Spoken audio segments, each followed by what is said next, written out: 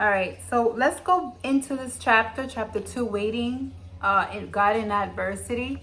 And it is so important what I'm going to say because it informs you, it's informative, it informs you and gives you the blueprint of what God wants you to do in certain situations when you are being chased or you're being persecuted or something is done to you that is unfair, right? So we're going to talk about David and how David, if you guys read the book of David, 1 Samuel chapter 23, 24, 25, and 26 talks about David fleeing from Saul, right? And I want to touch on I want to give you the key, the meat of what I'm saying today. I'm trying to make it so brief. I know you guys hear like the lawnmower in the background, so I apologize for that. I wanted to kind of give you what God gave me very fresh.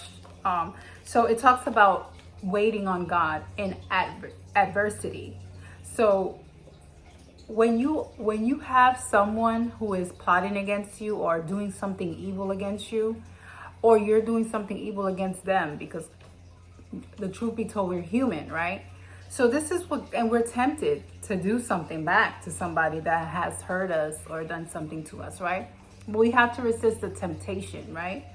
And David is a plain example of how we are to conduct ourselves when these particular seasons and situations happen in our lives, right? So this morning, the Lord gave me a vision of an eagle, and I didn't understand what he was saying, but it is the eagle just waits, right? And I think that waiting is so important because it's part of life.